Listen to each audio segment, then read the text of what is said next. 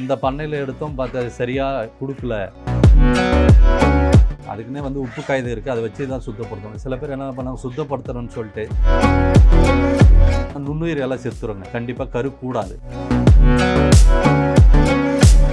மொத்தமாக எடுத்து நம்ம வாரத்துக்கு ஒரு வாட்டி கூட அந்த மாதிரி கஸ்டமர் வெயிட் பண்ணி வாங்கிக்கிறோம்னாலே ப்ரைஸ் கம்மி. ஏன்னா நாங்கள் வந்து அந்த டிரான்ஸ்போர்ட் செலவு 10 வாடிக்கையாளர் சேர்ந்தாங்களா மொத்தமாக சேர்த்து போடுறதுனால.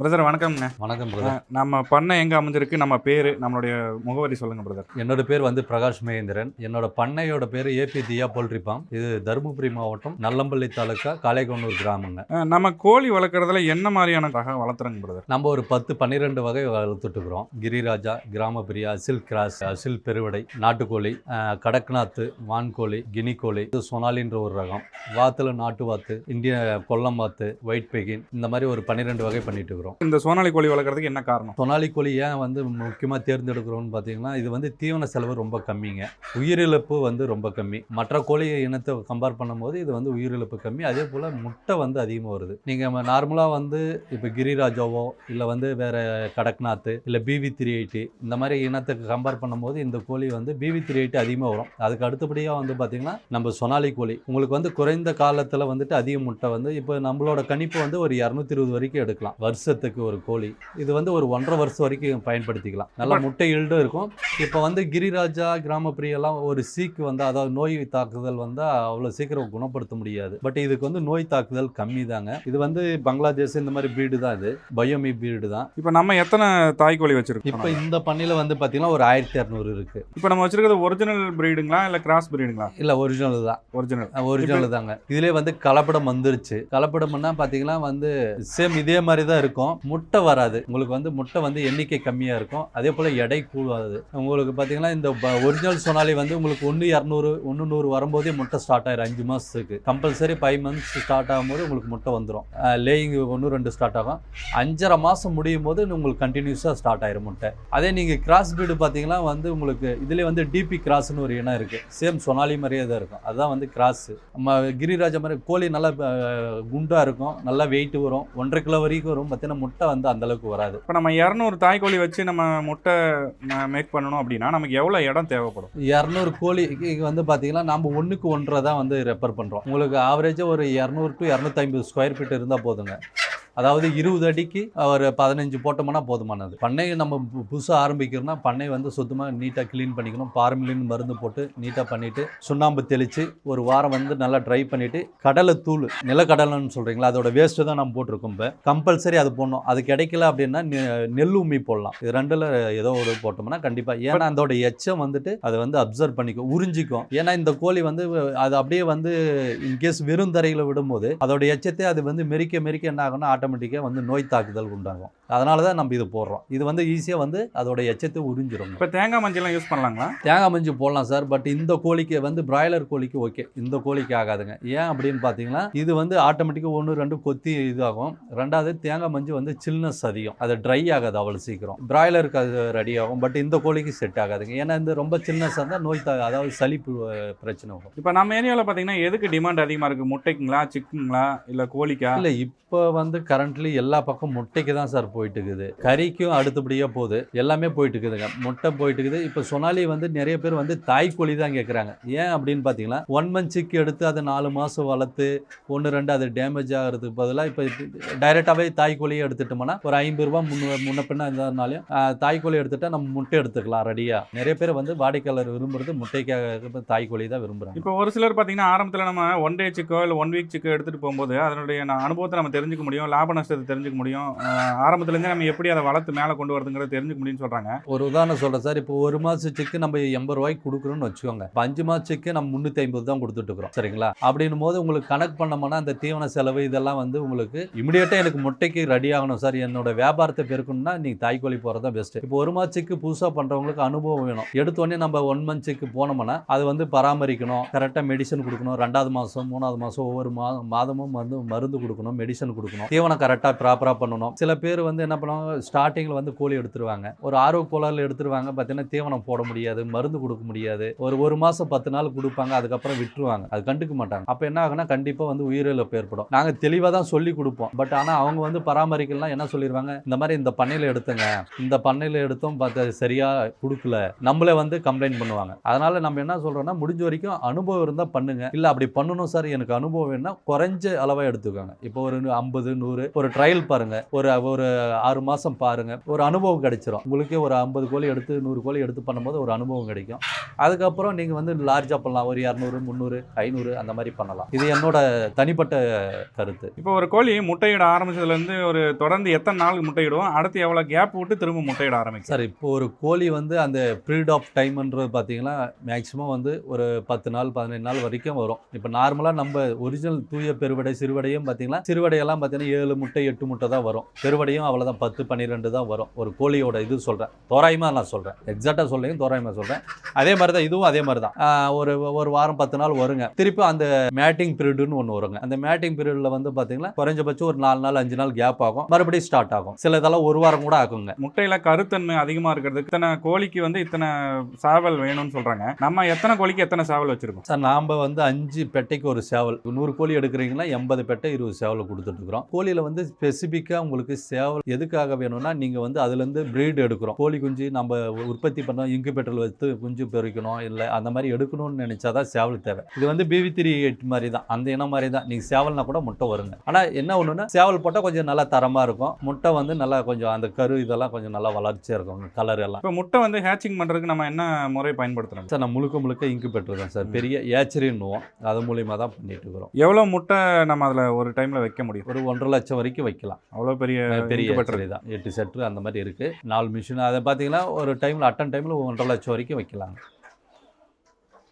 முட்டை கோழி வச்சதுலேருந்து எந்த மாதிரி நம்ம மெயின்டைன் பண்ணி அதை எடுத்து நம்ம இன்குபேட்டரில் வைக்கும்போது அதிக கோழி குஞ்சுகள் நமக்கு கிடைக்கும்? வந்து முறையாக பராமரிக்கணும். சில பேர் என்ன பண்ணிடுவாங்க, அதை சுத்தப்படுத்துறதுக்கு வந்து சுத்தப்படுத்த துணியில் வச்சு சுத்தப்படுத்தணும். அதுக்குன்னே வந்து உப்பு காகிதம் இருக்குது, அதை வச்சு தான் சுத்தப்படுத்தணும். சில பேர் என்ன பண்ணாங்க, சுத்தப்படுத்தணும்னு சொல்லிட்டு தண்ணியில் நினைச்சிருவாங்க. தண்ணியில் நினைச்சாவே அது என்ன ஆகுனா, தண்ணியில் அது வந்து சிறு சிறு துகளாக இருக்கும், ஹோல்ஸ் இருக்கும் முட்டையில், நமக்கு தெரியாது. அதில் தண்ணி உள்ளே போச்சுன்னா ஆட்டோமேட்டிக்காக இதாயிடும். அதே போல் முட்டை வந்துட்டு எடுத்தோம்னா நம்ம ஸ்டோரேஜ் குளிர்ச்சியான அதை ஏசி ரூமில் தான் வைக்கிற மாதிரி இருக்கணும், ஸ்டோரேஜ் பண்ணணும். ட்ரை பிளேஸில் வச்சோம்னா அதோட கரு அந்த இதெல்லாம் வந்து என்னன்னா நுண்ணுயிர் எல்லாம் செத்துருங்க, கண்டிப்பாக கரு கூடாது. அதே போல் வந்து டெம்பரேச்சர் வந்து ரொம்ப கூலிங்காக தான் இருக்கணும். மேக்ஸிமம் வந்து 4 நாளைக்கு 3 நாள் டு 4 நாளுக்குள்ளே நம்ம வந்து ஏச்சரியில் வந்து இன்குபேட்டரில் வந்துட்டு அந்த முட்டையை வந்து நம்ம செட் பண்ணிடணும். ரொம்ப நேரம் இருந்துச்சுன்னா அது வந்து கரு கூடாது. இப்போ நமக்கு 100 முட்டைக்கு எத்தனை முட்டை வந்து நமக்கு குஞ்சா மாறும் சார்? அது வந்து நம்ம பராமரிக்கிறதா நாம் வந்து அக்யூரேட்டாக சொல்ல முடியாது. அது வந்து நம்ம ஏன்னா நாங்கள் வந்து பராமரிக்கிறது வந்து 70% வரைக்கும், 69 to 70%. இப்போ 100 முட்டை போட்டோம்னா 65லேருந்து ஒரு 70 வரைக்கும் கூட வருது, சில டைம் 80 கூட வருது. அது நாம் பராமரிக்கிற முதலீடு. நான் ஒரு மாதிரி பராமரிப்பேன், நீங்க ஒரு மாதிரி பண்ணுவீங்க. அது வந்து பராமரிப்பு கரெக்டாக பண்ணோம்னா எடுக்கலாம், 70% வரைக்கும் எடுக்கலாம். இப்போ நம்ம ஏரியாவை பொறுத்தளவுக்கு முட்டையினுடைய விலை என்ன, ஒன் டே சிக்கனுடைய விலை என்ன? சார் இது ஒன் டே சிக்கெல்லாம் வந்து முட்டையும் ரேட்டு வந்து பார்த்தீங்கன்னா டெய்லி ரேட்டு தான். ஒன் டே சிக்கு முட்டை நம்ம ப்ராப்பராக பண்ண முடியாது, அது வந்து நிரந்தரம் கிடையாது. எவ்வளோலேருந்து எவ்வளோ வரைக்கும் இருக்கும் சார்? இப்போ முட்டை வந்து நம்ம 9 ரூபாயிலேருந்து 10 ரூபா வரைக்கும் கொடுத்துட்டு இருக்கிறோம் டெலிவரி. அதே போல் சிக்கு வந்து 25லேருந்து 27 30 ரூபா வரைக்கும் போகுதுங்க. இப்போ நம்ம மார்க்கெட்டிங் முறை எந்த மாதிரி பண்ணுறோம்? நம்ம டேரெக்டாக கொடுக்குறோங்களா, இல்லை கஸ்டமர் வந்து தான் எடுத்துகிட்டு போகணுமா, இல்லை ஆன்லைனில் சேல்ஸ் கொடுக்குறோமா? நம்ம எல்லாமே பண்ணிட்டு இருக்கிறோம். அதாவது ஆன்லைன் மெத்தடும் பண்ணிட்டு இருக்கிறோம், டைரக்ட் வாக்கிங் பண்ணிட்டு, இல்லை ஃபார்ம் விசிட்டும் பண்ணிட்டு இருக்கிறோம், எல்லாமே பண்ணிட்டு இருக்கிறோம். இப்போ கஸ்டமர் ஒரு உதாரணத்துக்கு சொல்கிறோம், இப்போ கஸ்டமர் எனக்கு ஒரு 100 கோழி வேணுங்க, இல்லை 100 சிக்கு வேணும்னா நம்மளால அந்த லைன் ஒரு உதாரணத்துக்கு மதுரை பக்கம் வேணுங்க அப்படின்னு சொல்கிறோம்னா நம்ம வந்து திருநெல்வேலி மதுரை அந்த லைன் ஆர்டர் எடுப்போம். வாரத்துக்கு ஒரு வாட்டி 2 வாட்டி மொத்தமாக எடுத்துகிட்டு போயிட்டு கொடுத்துருவோம். இல்லை சார் எனக்கு வந்துட்டு இமிடியேட்டாக வேணும்னா ஒரு 2 நாள் 3 நாளில் வந்து ஆர்டர் எடுத்து நம்ம ட்ரெயினில் பண்ணிட்டு இருக்கிறோம். ட்ரெயினில் பண்ணி நம்மக்கிட்ட நீ பார்த்துருப்பீங்க, சின்ன வண்டி இருக்குது, ஈக்கோ இருக்குது, பெரிய வண்டி இருக்குது. இப்போ ஒரு உதாரணத்துக்கு 500 கோழின்னா அடுத்த நாளே நம்ம டெலிவரி பண்ணிடலாம், நம்மளோட ஓன் வெஹிக்கிள்லே பண்ணி கொடுத்துட்டுருக்கோம். இப்போ நம்ம டேரெக்டாக வந்து விசிட் பண்ணி எடுக்கிறதா இருந்தாலும் எடுத்துக்கலாம். நீங்கள் கண்டிப்பாக அது வந்து நீங்கள் பண்ணையோட டைரெக்டாக வந்தோம்னா நாங்கள் டிரான்ஸ்போர்ட் சார்ஜ் இல்லாமல் நம்ம நேரடியாக பண்ணி உங்களுக்கு கொடுத்துடலாம், அதுக்கு பேக்கிங் பண்ணி கொடுத்துருவோம். அதுக்கு ரேட் வந்து நமக்கு கொஞ்சம் கம்மியாக கண்டிப்பாக, ஏன்னா அது வந்து டிரான்ஸ்போர்ட் சார்ஜஸ் இருக்காதுங்க. இப்போ நம்ம ஃபீடிங் முறை அந்த மாதிரி கொடுக்குறோங்க பிரதர்? சார் முழுக்க இப்போ பார்த்துருப்பீங்க, நம்ம கம்பெனி பீடு தான் கொடுத்துட்டு இருக்கிறோம், முழுக்க கம்பெனி பீடு தான். ஏன்னா நம்ம நம்ம முழுக்க பண்ணை மெத்தடில் வளர்த்துட்டு இருக்கிறோம். ஏன்னா இது வந்து வெளி மேய்ச்சல்லையோ இல்லை வந்து நம்ம ஓன் ஃபீடோ பண்ணுற மாதிரி இல்லைங்க. நம்ம முழுக்க கம்பெனி ஃபீடு தான் கொடுத்துட்டு பண்ணிட்டு இருக்கிறோம். இப்போ நம்ம மக்காச்சோளம் அதெல்லாம் கொடுக்கும்போது நல்லா இருக்கும் இல்லைங்களா? கண்டிப்பாக கொடுக்கலாம். ஏன் அதுவும் மக்காசோளம் கொடுத்தோம்னா கருவு வந்து நல்லா அந்த கலர் வந்து நல்லா டார்க்காக இருக்கும், நல்லா இருக்குங்க. இப்போ நம்ம பச்சை தீவனம் எதனா கொடுக்குறோங்களா பிரதர்? முருங்கைக்கீரை, அகத்திக்கீரை டெய்லி வந்துட்டு ஒரு பார்த்தீங்கன்னா ஒரு 1000 கோழிக்கு வந்து பார்த்தீங்கன்னா ஒரு 2 கிலோ வரைக்கும் நம்ம கொடுத்துட்டு இருக்கிறோம். ஓகே, அது டெய்லியுமே கொடுக்குறோம். டெய்லியுமே கொடுத்துருக்கோம். டெய்லி கொடுக்குறாங்க, அது ப்ராப்ளம் இல்லை அதெல்லாம் ஒன்றும் புரியும். முருங்கைக்கீரையில் வந்து அயன் சத்து தான் சரிங்களா. அது வந்து கொடுக்கறதுனால வந்து அது வந்து ஈல்டு நல்லா தான் இருக்குமே தவிர அது வந்து பிரச்சனையெல்லாம் இருக்காது. இப்போ நம்ம பண்ணையில் பார்த்தீங்கன்னா எப்பப்போ டிவார்மிங் பண்ணுவீங்க? பெரிய கோழியை பொறுத்த வரைக்கும் பார்த்தீங்கன்னா 1 மந்த் ஒன்ஸ் பண்ணிட்டு தான் இருக்கும். 3 வீக் இல்லை 4 வீக் ஒன்ஸ் பண்ணிட்டு தான் இருக்கும். இப்போ ஒரு மாதத்துக்கு எவ்வளோ வெயிட் வந்து கூடும்? அதாவது பிராய்லரை பொறுத்தளவுக்கு பார்த்தீங்கன்னா ஒரு நாளைக்கு இவ்வளோ வெயிட்னு கூடும், முதல் வாரம், 2வது வாரம், 3வது வாரத்தில். இப்போ நம்ம சொனாலியை பொறுத்தளவுக்கு எப்படி ஒரு மாதத்துக்கு எவ்வளோ வெயிட் கூடும்? 1 டே சிக்கிலேருந்து எடுத்தோம்னா நமக்கு 250 கிராம் வரைக்கும் எடுத்துக்கலாம். அதே 2வது மாதம் போகும்போது பார்த்தீங்கன்னா உங்களுக்கு வந்துட்டு அந்த 250 கிராம்ன்றது இன்னும் கொஞ்சம் கூடுதலாகும், 300 கிராமாக மாறும். அந்த மாதிரி போகும். அது அப்படியே தீவனம் நம்ம இந்த தீவனம் வந்து அதிகப்படுத்த அடுத்து வெயிட் வந்து 50 கிராம் கூட்டிகிட்டே போகுங்க. அது அதிகமாக எடுக்கும். கண்டிப்பா. ஏன்னா நம்ம சின்ன பசங்க எப்படி சாப்பிட்றாங்க, பெரிய ஆட்கள் எப்படி சாப்பிட்றாங்க, அந்த மெத்தடு தான். இப்போ நம்ம பண்ணையில் நோய் மேலாண்மை எந்த மாதிரி பண்ணுறோம்? என்னென்ன நோயெல்லாம் வருது, நம்ம அதை எப்படி சரி பண்ணலாம்? இந்த கோழியை பொறுத்த வரைக்கும் பார்த்தீங்கன்னா மெயின் வந்துட்டு சளி பிரச்சனை வருங்க, கழிச்சல் பிரச்சனை வரும். சளிக்கு வந்து நம்ம முழுக்க மருந்து தான், எல்லாமே கெமிக்கல் மெடிசன் தான் கொடுத்துட்டு இருக்கிறோம். இப்போ சளி எதுனால கிளைமேட் மாறுறது, அதே போல தண்ணி மாற்றம், உப்பு தண்ணி அந்த மாதிரி வரும்போது இந்த சளி பிரச்சனை வருங்க. கழிச்சல் எதனால வரும்னா 2 வருங்க. ஒன்று ரத்த கழிச்சல், வெள்ளை கழிச்சல்னு. ரத்த கழிச்சல் என்னன்னா கோழி வந்துட்டு ரொம்ப நெருக்கமாகவும் இருந்தவோ ரொம்ப சூடானவோ வருங்க. அதாவது கம்மியான இடத்துல அதிகப்படியா இப்போ குறைவான இடத்துல வந்து காத்தோட்டம் இல்லாம, வென்டிலேட்டர் இல்லாம ரொம்ப கோழியை நெருக்கமா வச்சு அந்த மாதிரி பண்ணும்போது ஒன்று மேலே ஒன்று ஏறும்போது ரொம்ப சூடாச்சுன்னா அந்த மாதிரி வருங்க. அதே போல் வெள்ளக்கழிச்சல் வந்து ரொம்ப சில்னஸ் தரைப்பகுதி வந்து இந்த மாதிரி இது போடாமல் அந்த மாதிரி இருக்கும்போது வருங்க. இப்போ இதுக்கு என்னென்ன மெடிசன் கொடுக்குறீங்க? வெள்ளக்கழிச்சலுக்கு வரும்போது நம்ம யுமோட்டான் பாக்டீரியல் மருந்து கொடுக்குறோம். போல் ரத்த கழிச்சல் வரும்போது சூப்பர் காக்சன் கொடுத்துட்டு இருக்கிறோம். அதே போல் சளிக்கு அசித்ரால் கொடுப்போம், இல்லை மெரிப்ளெக்ஸ் பிஹெச் கொடுப்போம். இந்த மாதிரி ஒவ்வொரு அந்த ஸ்டேஜ் வைஸாக கொடுப்போம். ஒவ்வொரு கோழி 1 மாத கோழிக்கு ஒரு மாதிரி இருக்கும், 2 மாதத்துக்கு ஒரு மாதிரி இருக்கும். இப்போ நம்ம பனிக்காலம், மழை காலங்களில் வந்து நம்ம பண்ணையை வந்து எப்படி மெயின்டைன் பண்ணணும்? பனிக்காலங்களில் வந்து பார்த்தீங்கன்னா இந்த நம்ம தார்பை வந்து சில்னஸ் உள்ள வராமல் இருக்கிற தார்பை கட்டுறது. மழைக்காலங்களில் அதே தான், தண்ணி இந்த மலை சாரல் உள்ள வராமல் இருக்கணும். அதே போல் வெயில் காலங்களில் வந்துட்டு நல்லா கொஞ்சம் 2 பக்கம் தார்பை ஓப்பன் பண்ணி விட்டு காத்தோட்டமாக இருக்கணும். சில நேரங்களில் வந்துட்டு ரத்த கழிச்சலுக்கு டீ தூளை வந்துட்டு கொதிக்க வச்சு அது கூட லெமன் மிக்ஸ் பண்ணி வடிகட்டி ஒரு 5 லிட்டர் தண்ணியில் அது ஒரு 1/2 லிட்டர் கலந்து அது கொதிக்க வச்சு கொடுத்தோம்னா இமிடியேட்டாக அது வந்து ரிசல்ட் கொடுக்கும். அந்த மாதிரி இதெல்லாம் நாட்டு மருந்து தான், நம்ம வீட்டிலே ரெடி பண்ணிக்கலாம். கோழிக்குனுடைய செட்டு அமைக்கும் போது நம்ம எந்த முறையில் செட்டு அமைக்கும் போது நல்லா இருக்கும்? இது ஒரு 25-30 வருஷம் ஆகிப்போச்சுங்க. இது பழைய மெத்தடுங்க. இந்த மாதிரியும் பண்ணலாம். இப்போ வந்து ஆஸ்போபெட் சீட்டு மெத்தடில் பண்ணிட்டு இருக்கிறாங்க. அந்த மாதிரி பண்ணிக்கலாம். அந்த மாதிரி பண்ணுறது இன்னும் உங்களுக்கு இப்போ நீங்கள் பார்க்குறீங்களா, இந்த மெத்தட் பண்ணோம்னா காத்தோட்டமாக நல்லா கொஞ்சம் ஃப்ரீயாக இருக்கிற மாதிரி பண்ணிக்கணுங்க. எந்த திசையில் அமைக்கும் போது நல்லா இருக்கும்? குறிப்பாக வந்து கிழக்கு மேற்கு பண்ணுறது ரொம்ப நல்லா இருக்கும். ஒரு சிலர் வந்து தெற்கு வடக்கும் பண்ணுறாங்க. தெற்கு வடக்குன்றது இப்போ கிழக்கு மேற்குனா சூரிய ஒளி வந்து கரெக்டாக விழும், காலையில் டைம் கரெக்டாக இருக்கும். அதே போல் ஈவினிங் டைம் கரெக்டாக இருக்கும். மழையும் வந்துட்டு ஒரு சாரல் வந்துட்டு விழாமல் கரெக்டாக இருக்கும். நீங்கள் கிழக்கு மேற்கு பண்ணுறது கொஞ்சம் நல்லா சிறப்பாக இருக்கும். இப்போ நம்ம கோழி வந்து அதிகப்படியாக வளர்த்தும் போது பார்ட்டிஷன் பிரிக்கணுங்களா, இல்லை பார்ட்டிஷன் பிரிக்காமல் ஒரே தான் இருக்கும்போது நல்லா இருக்கும்? இல்லை, பார்ட்டிஷன் பண்ணால் கொஞ்சம் நல்லா இருக்குங்க. ஏன் அப்படின்னா கோழி வந்து தீவனம் வைக்கிறதுக்கு, மருந்து வைக்கிறதுக்கு எல்லாத்துக்குமே பார்ட்டிஷனு. அதே போல் இப்போ இந்த கோழியெல்லாம் பார்த்தீங்கன்னா ரொம்ப சுறுசுறுப்பாக இருக்கும். நம்ம பக்கம் போனாவே போதும் பாருங்கள், எல்லாம் பறக்கும். அந்த மாதிரி பார்ட்டிஷன் பண்ணும்போது கொஞ்சம் குறைவாக இருந்துச்சுன்னா கோழி வந்து அந்த இதெல்லாம் இருக்காது. ஒன்று மேலே ஒன்று அடிக்கிறது, ஒரே பக்கம் போய் இதாகிறது, அந்த மாதிரி எல்லாம் இல்லாமல் கொஞ்சம் தெளிவாக இருக்குங்க. இப்போ நம்ம பண்ணையில் பார்த்தீங்கன்னா காலையிலேருந்து சாயங்காலம் வரைக்கும் எவ்வளோ நேரம் வேலை இருக்கும், என்ன வேலை இருக்கும் சார்? நார்மலாகவே ஒரு கோழிக்கு வந்து இப்போ 1000 கோழி இருக்குன்னா மொத்தமாகவே ஒரு நாள் ஃபுல்லாகவே நீங்கள் செலவிடுறது ஒரு 2 to 2.5 மணி நேரம் தான். அவ்வளோதான், அது போதுங்களா? 2 அதிகபட்சம் 3 மணி நேரங்க, அவ்வளோதான். காலையில் நம்ம 3 டைம், அதுவும் நல்லா பெரிய பீட்ரு ஜம்போ பீட்ருன்னுவோம். இந்த ஜம்போ பீட்ரெல்லாம் நம்ம காலையிலே ஃபில் பண்ணிட்டோம்னா அதுவே உங்களுக்கு வந்து பார்த்தீங்கன்னா இது 5 கிலோ பீட்ரு. இது ஃபில் பண்ணிட்டோம்னாவே உங்களுக்கு வந்து மதியம் வரைக்கும் 2-3 மணி வரைக்கும் வரும். அதுக்கப்புறம் மறுபடியும் ஒரு டைம் ஃபீடு போட்டோம்னா போதுமாங்க. இப்போ நம்ம கோழி 200 தாய் கோழி வச்சு வளர்த்தும் போது ஒரு வருஷத்துக்கு நம்ம எவ்வளோ லாபம் எடுக்க முடியும் சார்? அது நம்ம அக்யூரேட்டாக சொல்லணும்னா இப்போ அதான் நம்ம முட்டை வந்துட்டு 60% வச்சுக்கோங்க, 110-120 முட்டை வருதுங்க. அதில் ஆவரேஜாக வந்து பார்த்தீங்கன்னா ஒரு நாளைக்கு வந்து உங்களுக்கு தீவன செலவு ஒரு 1200 1300 வச்சுக்கோங்க, குறைஞ்சபட்சம் நான் சொல்கிறேன்.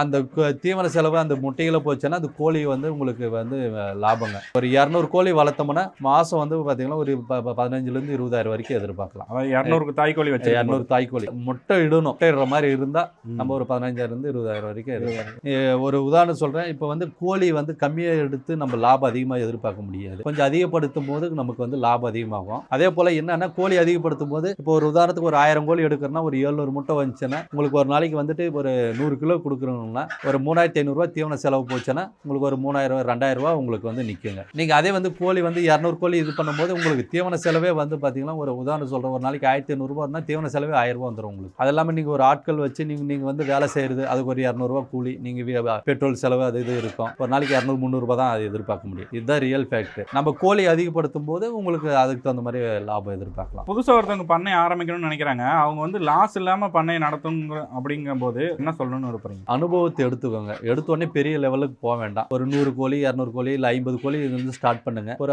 3 மாதம் 6 மாதம் நீங்கள் வளர்த்தீங்கன்னா அதுலேயே உங்களுக்கு ஒரு அனுபவம் வந்துடும். அதுக்கப்புறம் நம்ம படிப்படியாக போய்க்கலாம். இல்லை வந்து தாய் கோழியே பண்ணணும் சார், நமக்கு ஒரு சின்ன கோழியில் கொஞ்சம் சிரமமாக இருக்குது அப்படின்னா ஒரு 50 கோழி எடுத்து பண்ணுங்க. அதில் உங்களுக்கு ஒரு அனுபவம் கிடைக்கும், எப்படி மெயின்டெனன்ஸ். ஏன்னா உங்களுக்கு பட்ஜெட்டும் கம்மியாக இருக்கும். எடுத்தோடனே பெரிய அமௌண்ட் போட்டு நீங்கள் லாபம் எதிர்பார்க்க முடியாது. பிரச்சனை வந்துச்சுன்னா அது உங்களுக்கு சிரமம், எங்களுக்கு சிரமம். நாங்கள் முறையாக தான் சொல்கிறோம், அது வந்து எல்லாராலையும் பின்பற்றதில்லை. அது ஏதோ ஒரு தவறுதெல்லாம் ஏதோ ஒரு எங்களை அறியாமல் இல்லை வாடிக்கையாளர் அறியாமல் ஏதோ நடந்துருச்சுன்னா அது எங்களால் தான் வந்து அந்த கோழிக்காரர்கள் வாங்கணும் பிரச்சனை ஆகி போச்சுங்க அப்படின்ற மாதிரி ஒரு பேட் இமேஜ் வந்துடுது. அதனால் எங்களோட அட்வைஸ் முடிஞ்ச வரைக்கும் குறைஞ்சா எடுத்து பண்ணுங்க, ஒரு அனுபவத்தை பெற்று அதுக்கப்புறம் பண்ணிக்கலாம். பிரதர், நம்ம இப்போ வந்து நம்ம எவ்வளோ மினிமமான பட்ஜெட்டில் இருக்கும்போது நம்ம கோழி டெலிவரி கொடுப்போம்? அதாவது கம்மி கோழி ஒரு 10 கோழி கேட்டாலும் கொடுக்க முடியுங்களா, இல்லை அதிகமாக கோழி கேட்டால் தான் கொடுப்பீங்களா, எப்படி பண்ணுறீங்க? ஆமாம் நண்பர், இப்போ நம்ம என்ன பண்ணிட்டு இருக்கோம், 1 மந்த்ஸுக்கு குறைந்தபட்சம் ஒரு 50 ட்ரெயின் பஸ் மூலியமாக இருந்தால் 50-100 அது அந்த ஒரு ஸ்கேல் வச்சுருக்கோம். ஒரு நாள் குஞ்சியாக இருந்தால் 200ங்க. அதே போல் இந்த மாதிரி தாய்க்கோழியாக இருந்தால் மினிமம் 30 பண்ணிட்டு இருக்கிறோம். ட்ரெயின் ஃபெசிலிட்டி இருந்தால் 30ங்க. இல்லை நாங்கள் நேரடியாக போனோம் அந்த மாதிரி இருந்தால் மினிமம் ஒரு 100 ஆனால் இருக்கணும். ஏன்னா எங்களுக்கு வந்து டிரான்ஸ்போர்ட் செலவு இருக்குது. இல்லை சார் நம்ம எதனா கம்மியாக வேணும் அந்த மாதிரினா வாடிக்கையாளர் தான் நேரடியாக வந்து தாங்க எடுக்கிற மாதிரி இருக்கும். ஏன்னா எல்லா ஊருக்கும் வந்து நம்மளுக்கு வந்து பஸ் வசதி இல்லை. நாங்கள் சேலம் போயிட்டு தான் போடணும். அதனால் வந்து பார்த்தீங்கன்னா சேலம் போகணும்னா எங்களுக்கு அப் அண்ட் டவுன் 200 கிலோமீட்டருங்க. அந்த டிரான்ஸ்போர்ட் செலவு அட்ஜஸ்ட் ஆகிற மாதிரி இருந்தால் தான் பண்ண முடியுங்க. இல்லைன்னா ஒரு வாரம் நம்ம வாரத்துக்கு ஒரு வாட்டி நம்ம சேலம் ஜங்ஷன் போகிறோம், ரயில்வே ஸ்டேஷனுக்கு பஸ் ஸ்டாண்டுக்கு மொத்தமாக எடுத்து நம்ம வாரத்துக்கு ஒரு வாட்டி கூட அந்த மாதிரி கஸ்டமர் வெயிட் பண்ணி வாங்கிக்கிறோம்னாலே அந்த மாதிரியும் பண்ணிட்டு இருக்கிறோம். அப்போ வந்து நமக்கு அமௌண்ட் வந்து ப்ரைஸ் கம்மியாகும். ப்ரைஸ் கம்மி. ஏன்னா நாங்கள் வந்து அந்த டிரான்ஸ்போர்ட் செலவு 10 வாடிக்கையாளர் சேர்ந்தாங்களா மொத்தமாக சேர்த்து போடுறோம். எங்களுக்கு கொஞ்சம் ஒர்க் அவுட் ஆகிக்குங்க. சரிங்க பிரதர், ஓகே. இவ்வளோ நேரம் நீங்கள் சோனாலி கோழியை பற்றி விவரமாக சொன்னதுக்கு ரொம்ப நன்றிங்க பிரதர். நன்றிங்க.